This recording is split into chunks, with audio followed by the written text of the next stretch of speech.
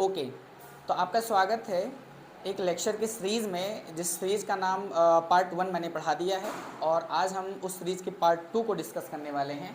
और कहाँ से करने वाले हैं? लीनियर मोमेंटम से करने वाले हैं। लीनियर मोमेंटम को पढ़ने से पहले इसके बारे में हमने इस चैप्टर में फोर्स और उसकी यूनिट्स और उसके टाइप्स के बारे में जिक्र किया था। कल मैंने इनर्शिया के बारे में पार्ट 1 में बताया था, और अगली टॉपिक आज हम लीनियर मोमेंटम के बारे में बताया था। लीनियर मोमेंटम का एक्चुअल में थोड़ा सा ब्रीफ इंट्रोडक्शन, हमने हल्का सा इंट्रोडक्शन, या यूँ कह लो कि थोड़ा सा गहरा नहीं लिया था, हल्का इंट्रोडक्शन कल लिया था, और आज उसी को हम अच्छे से पढ़ने वाले हैं। लीनियर मोमेंटम एक्चुअली में ये जो वर्ड लिखा हुआ है, इसको हिंदी में हम संवेग कहते हैं। क्या कहते हैं? हिंदी में कहते हैं संवेग। हमने बताया था कि एक कोई भारी ऑब्जेक्ट है जिसका मास ज़्यादा होगा, और एक कोई हल्की ऑब्जेक्ट है जिसका मास कम होगा। दो ऑब्जेक्ट हैं, दोनों को एक इंक्लिन्ड प्लेस से, या यूँ समझ लो वो माउंटेन पे चढ़ रहे थे, किसी ऊंचाई वाले जगह पे चढ़ रहे थे, और अचानक पैर फिसला और वो दोनों गिरने लगे। तो हमने ये जिक्र किया था कि कौन सी ऑब्जेक्ट सबसे पहले लुढ़क करके या ज़्यादा लुढ़केगी।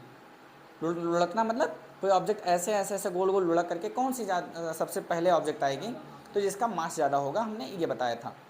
माने अगर कोई बॉडी मोशन में है या रुकी हुई है या चल रही है, जैसे मान लो एक साइकिल चला रहे हैं हम, तो साइकिल जब हम तेज़ चला देते हैं, साइकिल जब बहुत ज़्यादा तेज़ हो जाती है, उसके ऊपर हमारा शरीर भी ज़्यादा है, हम मोटे हैं मान लो, और साइकिल के ऊपर बैठे हैं, और हमारा शरीर मोटा है, तो साइकिल को जो हम एक बार खूब ज़्यादा पेंडल मार करके और जब छोड़ देते हैं, तो वो कुछ ज़्यादा दूरी तक बिना पेंडल मारे भी चली जाती है, अकॉर्डिंग टू किसके? लीनियर मोमेंटम के। इसके अलावा अगर किसी पतले आदमी को साइकिल पर, वही साइकिल पर बैठा करके वो पेंडल मारता है, तो उस मोटे वाले आदमी के से कम वो दूरी तक जा पाता है, क्योंकि उसका मास क्या है? कम है। बात आ रही समझ में? सेम कहानी बुलेट रॉयल एनफील्ड में लगती है। सीटी 100 को 40 पे भगाओ, उसके बाद में जैसे एक्सीलरेटर कम करोगे तो उसकी स्पीड भी बहुत ही तेज़ी से घटेगी, और आप मुश्किल से 10 सेकंड के अंदर रुक जाओगे। लेकिन अगर वही रॉयल एनफील्ड या बुलेट की गाड़ी को आप 80 या 40 की स्पीड में बढ़ा करके रेसिंग कर करके और उसकी गाड़ी को ऑफ कर दो, क्लच ले लो, तो आप देखोगे कि उसके भार की वजह से वो ज़्यादा दूरी तय कर पाएगी, क्योंकि उसमें लीनियर मोमेंटम उसका ज़्यादा लग रहा है। तो एक्चुअल में हमने दो बातें यहाँ पे सीखी कि कोई भी ऑब्जेक्ट के पास या तो उसका दो बातें होंगी, मास होगा और उसमें क्या होगा? वेलोसिटी होगा। वह बॉडी कोई ना कोई मोशन कर रही होगी, वेलोसिटी होगा।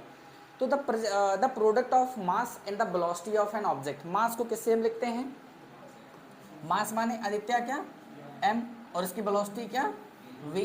तो किसी भी बॉडी के मास को अगर उसके वेलोसिटी, जितने वेलोसिटी से वो चल रहा है, उसको हम प्रोडक्ट करते हैं, गुणा करते हैं, तो वही जो मल्टीप्लाई आता है, जो प्रोडक्ट आता है, उसको क्या कहते हैं? हम लीनियर मोमेंटम कहते हैं। समझ में आया?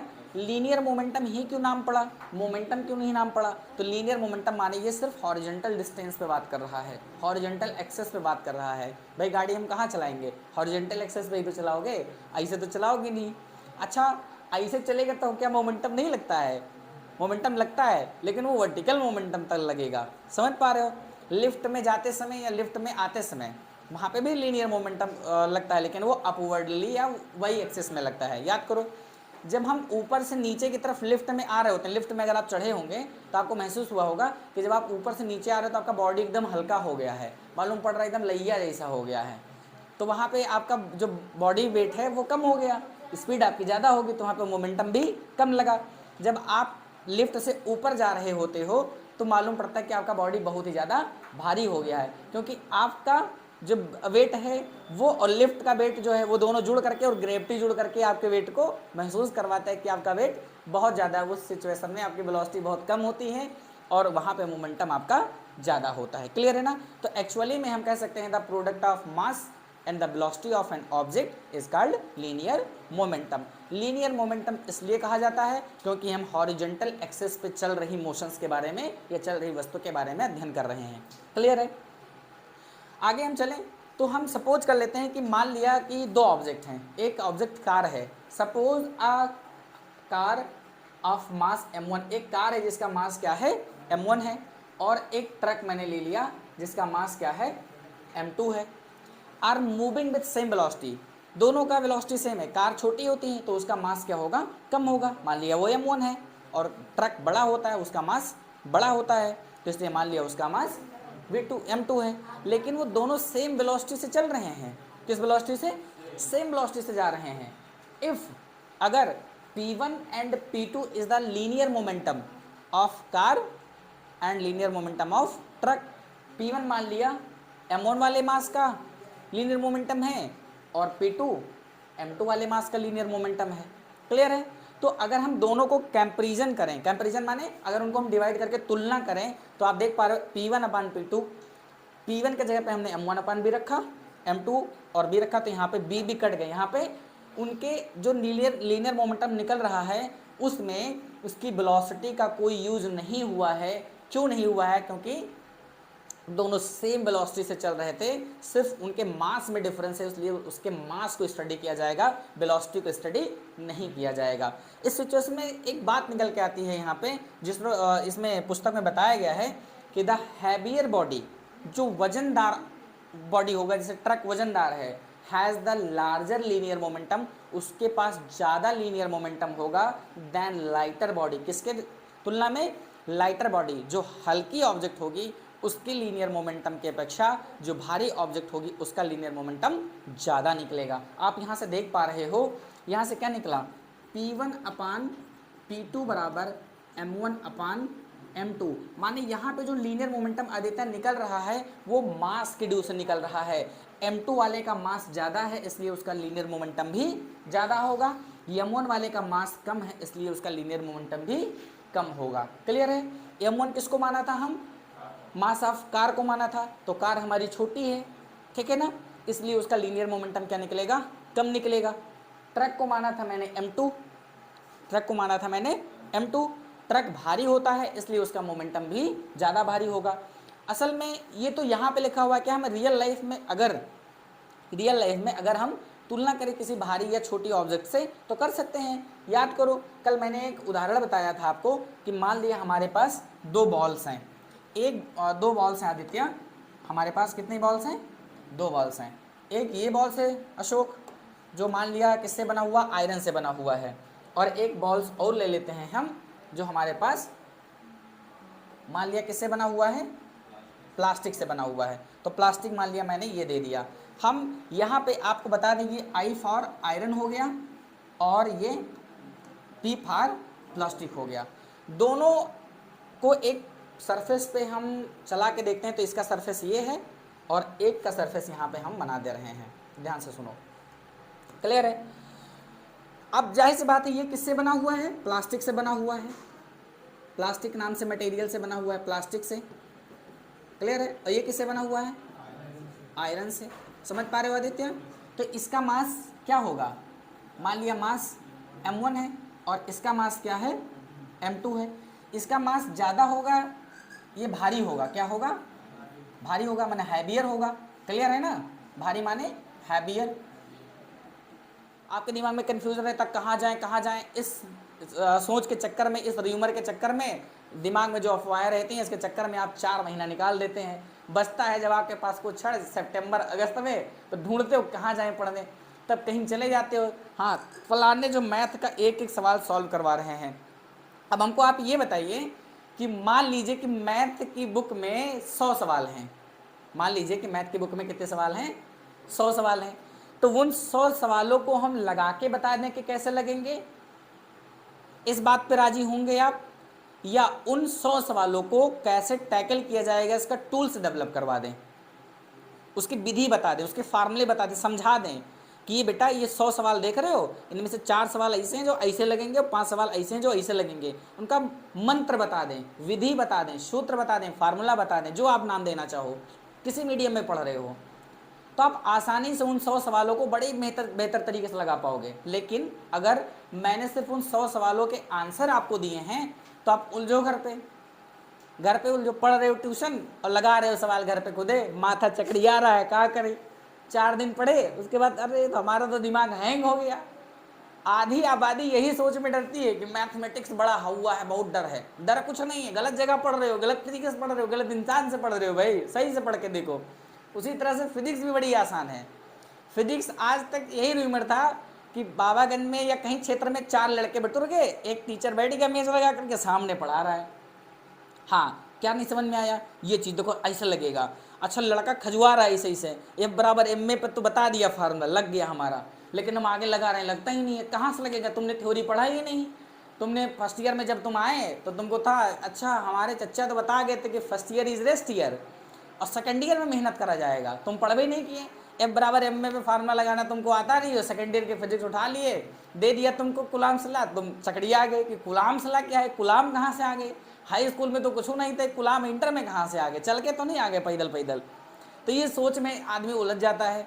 अगर तुमको सही मेंटर नहीं मिला, सही जगह तुम नहीं पढ़े, सही तरीके से नहीं पढ़े, तो सच मानो यकीन मानो इंटर की फिजिक्स का या फर्स्ट ईयर की फिजिक्स का एक न्यूमेरिकल नहीं सॉल्व कर पाओगे। सच मानो एक न्यूमेरिकल। तो न्यूमेरिकल सिर्फ सॉल्व करने के, हमने क्या बताया, सॉल्व करने के लिए हम लोग नहीं पढ़ते हैं, पास करने के लिए हमको पढ़ना ही नहीं है। हमको नॉलेज होएगा तो हम कोई भी एग्जाम पास कर लेंगे, नॉलेज होगा तुम कोई, आज आपसे कहा जाए अच्छा 5 का एग्जाम पास करो, हलवा है, चट्टे से पास करके दे दोगे, 100% होता है, लेकिन अगर चांस बने तो 110% ला के दिखाओगे। लेकिन क्यों, क्योंकि उसके बारे में हमें आता है, हमारे बहुत सारे अनुभव हैं उसके प्रति, हमने बहुत कुछ सीख रखी है क्लास 5 के लेवल की। तो उसी प्रकार से अगर किसी भी लेवल की पढ़ाई के बारे में अगर हमको आता है तो उस लेवल की पढ़ाई हमको बहुत ही आसान हो जाती, कठिन लगता ही नहीं है। बात क्लियर है। तो यहाँ से हमारे पास, इसलिए हम इतना बता दिए कि आप पता नहीं कहाँ भटक रहे हो, सही से पढ़ो, अच्छे से पढ़ो, अच्छे जगह से पढ़ो। देखो, तो ये है भारी ऑब्जेक्ट, हैवियर ऑब्जेक्ट है। कौन सी ऑब्जेक्ट है ये, हैवियर ऑब्जेक्ट है। और ये है लाइटर ऑब्जेक्ट, ये क्या है, हल्की वस्तु है, लाइटर ऑब्जेक्ट। अब लाइटर का मतलब जो बीड़ी सिगरेट जलाया तो तुम जला रहे थे वहाँ मोटरसाइकिल पे खड़े, ऐसे वो वाला लाइटर नहीं। लाइटर माने हल्का, जैसे एक पतंग हल्की होती है, एक बाल्टी गरू होती है, तो गरू वाला वस्तु हैवियर होता है और पतंग वाली वस्तु, हल्की वाली वस्तु लाइटर होती है। अब अगर इन दोनों को एक एक्सटर्नल फोर्स के थ्रू, किसके फोर्स के थ्रू आदित्य, एक्सटर्नल फोर्स, जाहिर सी बात है कि अगर हम एक्सटर्नल फोर्स नहीं देंगे तो ये ऑब्जेक्ट इनर्शिया को फॉलो करेगा। कौन सी इनर्शिया को फॉलो करेगा, इनर्शिया ऑफ रेस्ट को फॉलो करेगा। जब तक इसको एक्सटर्नल फोर्स नहीं दोगे आदित्य, तब तक ये किसको फॉलो करेगा, इनर्शिया ऑफ रेस्ट को फॉलो करेगा, हिल भी नहीं करेगा। कह रहा हिम्मत हो तो हिला के दिखा दो। उसी प्रकार जब अंगद गए थे रावण के दरबार में, पैर जमा दिया था कि चैलेंज दे दिया था कि तुम्हारे दरबार में एक जन को फिजिक्स आता हो तो आप हमारा पैर उठा के दिखा दो। हमने लगा दिया इनर्शिया ऑफ रेस्ट, अंगद ने लगा दिया था इनर्शिया ऑफ रेस्ट। यहाँ तक कि इंद्रजीत, जो इंद्र को जीतने वाला था, मेघनाथ आया था उठाने, जो तीनों लोगों में जीता था, तीनों लोगों का भी जीता था, पैर को नहीं उठा पाया था। तो वहाँ पे कौन सा इनर्शिया लग रहा था, इनर्शिया ऑफ रेस्ट। वैसे ही इनर्शिया ऑफ रेस्ट को फॉलो करेंगे। जैसे मैंने फोर्स दिया तो ये दोनों क्या करेंगे, इधर की तरफ चलना शुरू करेंगे। देखो ये चल रहे हैं भाई, क्या कर रहे हैं, ये लुढ़क लुढ़क के चल रहे हैं। तो लाइटर वाली ऑब्जेक्ट गई यहीं पे फिक्स हो गई, कहाँ तक आई, बी तक आई। पॉइंट ए से ये सिर्फ कहाँ तक तय कर पाया इसने दूरी, बी तक तय कर पाया। यहाँ से कोई दिक्कत तो नहीं आदित्य, समझ में आ रहा है ना, कोई प्रॉब्लम, बिंदास पढ़ो, खोल के पढ़ो फिजिक्स एकदम अपनी भाषा में। किसी ने कह दिया, ऐसे कह दिया कि फिजिक्स तो खाली वहाँ पे सिखाते हैं, फिजिक्स तो खाली कोटा में पढ़ते हैं, जहाँ पे कोई इंग्लिश वाला टीचर इंग्लिश बोल रहा होगा फिजिक्स को बताइए, तुमको फिजिक्स पढ़ना, you want to study physics, वो फिजिक्स सिखा पाएगा। सबसे ज़्यादा फिजिक्स हम गांव के बच्चों को आता है। हम गांव के बच्चों के पास अलग से अनेक से उदाहरण होते हैं। तुम जिस एग्जाम्पल में चाहो, उस एग्जाम्पल में, जिस टॉपिक में चाहो उस टॉपिक में मैं आपके आसपास से उदाहरण दे दूंगा फिजिक्स का कि ये लग रहा है। फिजिक्स हमको अपने आसपास सीखना चाहिए। हम लोगों ने खेला कि नहीं खेला है, ये वाला गेम खेला कि नहीं खेला है, बासा रिंगा खेला है कि नहीं देखा है, गोली जब गांव में बच्चे कंचे खेलते हैं तो बासा खेला कि नहीं खेला है। ऐसे बनाते थे बासा, याद करो, यहाँ पे रखते थे गोली, यहाँ पे ऐसे बनाते थे, 3 लाइनें बनाते थे हैं। फिर एक बहुत बड़ा बंटा रहता था, बंटा, उसको बंटा बोलते थे गोली का, और उसको ऐसे सुड़वा के मतलब फेंकते थे लुसुड़ू टाइप के, और ऐसे जाता था, इसमें टकराता था, ये गोली जितनी बाहर हो जाती थी वो अपनी हो जाती थी भाई। तो वहाँ पे कौन सा, हम यही तो कर रहे थे, मोमेंटम का तो खेल था। बड़ी ऑब्जेक्ट को क्यों लिया गया था वहाँ पे, बंटे को क्यों लिया गया था, गोलियाँ तो छोटी थी, बंटा है बड़ा, इसका मास होगा ज़्यादा, इसका मास होगा कम, तो ज़्यादा मास वाली ऑब्जेक्ट का मोमेंटम ज़्यादा होगा, हल्की मास वाली ऑब्जेक्ट का मोमेंटम कम होगा। तो ज़्यादा वाली टुक से लगाएगा और उसका मोमेंटम के कारण वो इधर तितर बितर हो जाएंगे और सारी गोलियां हम जीत जाएंगे। कहेंगे अरे भाई ने तो मतलब बहुत सारी गोलियां जीत ली हैं, खेला कि नहीं खेला। तो ये लीनियर मोमेंटम। तो सेम कहानी, इसमें मैंने धक्का दिया है, गोली जा करके यहाँ तक रुक गई, मैंने इसको धक्का दिया, ये गोली जा करके देखो ये जा करके यहाँ पे रुकी, कहाँ पे रुकी, यहाँ पे रुकी। क्यों? क्योंकि इसका मास क्या था, ज़्यादा था। According to the linear momentum theory, now we can say that the heavier object, अब हैवियर ऑब्जेक्ट साइज में बड़ा या मास में बड़ा? मास में बड़ा, साइज में बड़ा नहीं। द ऑब्जेक्ट हैविंग हैवियर मास, उनके पास, जिन बॉडी के पास में हैवियर मास होगा उनका लीनियर मोमेंटम भी ज़्यादा होगा, जिनका मास कम होगा उनका लीनियर मोमेंटम भी कम होगा। अकॉर्डिंग टू दिस फिनोमिनन, ये ऑब्जेक्ट यहाँ से ज़्यादा दूरी तय कर पाएगी और ये ऑब्जेक्ट यहाँ से कम दूरी तय कर पाएगी। बात क्लियर है? ऐसे बहुत सारे गेम हैं, जब किसी क्लब में आप जाते हो तो याद करो यहाँ पे ऐसे खूंटी जैसा गेम बने रहते हैं। आदित्य आप अगर देखे हो तो आपने देखा होगा, देखो हम आपको बना के बता रहे हैं, ऐसे बहुत सारे खूंटी जैसे गेम रहते हैं।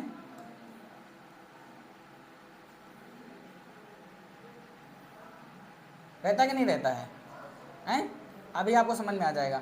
फिर इसके ऊपर बॉल रखी रहती है भाई, कहाँ रखी रहती है? ऐसा रखा रहता है कि नहीं रखा रहता है? हैं? बताओ साहिल, गलत तो नहीं कह रहे हैं? हैं? सही है? चलो बहुत बहुत धन्यवाद जो आपने सही कह दिया, चिंता हो गई थी हमको।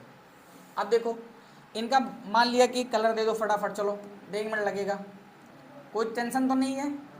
समझ में आ रही पूरी बात? समझना है अपन को बस।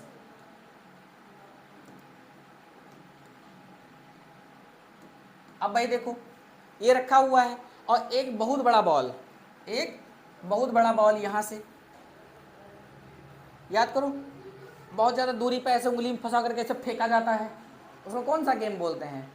मैं ठहरा गांव का फिजिक्स का टीचर, तो आप लोग बताइएगा कि उस गेम को कहते क्या है, कमेंट बॉक्स में बताइएगा कि उस गेम को कहते क्या है। जो यहाँ पे ऐसे डंडी में गोला लगा रहता है और यहाँ पे एक बहुत बड़े बॉल को ऐसे सुड़काया जाता है और ये इनके बीच में फासले रहते हैं और ये बॉल कहाँ, ये बॉल ऐसे जा करके इनसे टकराता है और ये सारे गोले क्या होते हैं, गिरते चले जाते हैं। जितने गोले गिरते हैं शायद वहाँ पे वो अपने आप को कहता है कि मैंने गिरा दिया। तो यहाँ पे एक्चुअल में देखा जाए तो उसके मोमेंटम के कारण ही तो वहाँ पे गिर रहा है। अगर ये मोमेंटम इसका क्या कर दें, हल्का कर दें, इसके जगह पे ये इतना बड़ा गोला तो हो लेकिन प्लास्टिक का हवादार गोला हो, तो क्या जा करके इनको गिरा पाएगा? नहीं गिरा पाएगा, क्योंकि इनका मोमेंटम क्या होगा, कम होगा, क्योंकि ये लाइटर हैं, हल्की हैं, इसका मास ज़्यादा होगा, इसलिए जा करके यहाँ पे ज़्यादा दूरी तक करके इनके बॉल्स को क्या करेगा, वो टच करके गिरा देगा। क्लियर है? अगर हम यहाँ पे बात करें कि क्या कह रहे थे भाई, हाँ, कि हैवी ऑब्जेक्ट का लीनियर मोमेंटम ज़्यादा होगा, मतलब मास जिन ऑब्जेक्ट का ज़्यादा होता है उनका मोमेंटम भी ज़्यादा होता है, जिनका मास कम होता है उनका मोमेंटम कम होता है। सेम कहानी के मोटा आदमी गिरेगा तो ज़्यादा डमड़ी आएगा और पतला आदमी गिरेगा तो कम डमड़ी आएगा, क्योंकि मोमेंटम के हिसाब से। क्लियर? अगर यहाँ पे आगे हम चले आदित्य तो यहाँ पे 2 बातें आती हैं कि नाउ, अगर अब the car of mass m1, जिस कार का मास कितना था, m1 था, एंड ट्रक का मास मान लिया m2 है, are moving with different velocity, वो अलग अलग वेलोसिटी से चल रही हैं। मास तो सेम, मतलब मास कार का m1 है और ट्रक का m2 है, लेकिन ये दोनों क्या चल रही हैं, अलग अलग वेलोसिटी से, लेकिन बाई सिचुएशन इनका मोमेंटम क्या है, सेम है। मोमेंटम क्या हो गया, सेम। तो P1 मोमेंटम बराबर m1 v1, P1 मोमेंटम बराबर m1 p1 क्यों लगा, क्योंकि m1 वाली मास वाली ऑब्जेक्ट का मोमेंटम p1 होगा, वो वेलोसिटी v1 से चल रही है। इसी प्रकार से दूसरी ऑब्जेक्ट जिसका मास m2 है उसका मोमेंटम p2 होगा और v2 वेलोसिटी चल रही है। ये दोनों का मोमेंटम क्या है, सेम है। तो इसके अकॉर्डिंग सेम माने इक्वल हमने क्या रख दिया। तो यहाँ से हमने देखा तो यहाँ पे क्या होगा, m1 v1 बराबर m2 v2 प्राप्त हुआ। m1 के नीचे m2 को ले लिया और इसके नीचे क्या कर दिया, इसको जाने दिया, तो हमारा प्राप्त हुआ m1 अपान m2 बराबर v2 अपान v1। इससे क्या निष्कर्ष निकला कि the heavier body has the smaller velocity, जो हैवियर वेलोसिटी होगी, देखो यहाँ से बात करो, देखो ध्यान से, यहाँ पे m2 क्या था, ट्रक को माना था, तो जो हैवियर बॉडी होगी उसका वेलोसिटी स्मॉलर होगा, और जो स्मॉलर ऑब्जेक्ट होगी, बॉडी होगी, उसका वेलोसिटी ज़्यादा होगा। माने यहाँ पे जो हल्की वस्तु होगी उसकी वेलोसिटी क्या हो जाएगी आदित्य, ज़्यादा हो जाएगी इस सिचुएशन में जहाँ पे लीनियर मोमेंटम क्या है, सेम है, और जो भारी ऑब्जेक्ट होगी उसकी वेलोसिटी क्या हो जाएगी, कम हो जाएगी। जब उसके लीनियर मोमेंटम सेम होंगे तब की सिचुएशन में। क्लियर है? तो यहाँ तक समझ में आया? कोई प्रॉब्लम? दोनों सिचुएशन समझ में आया?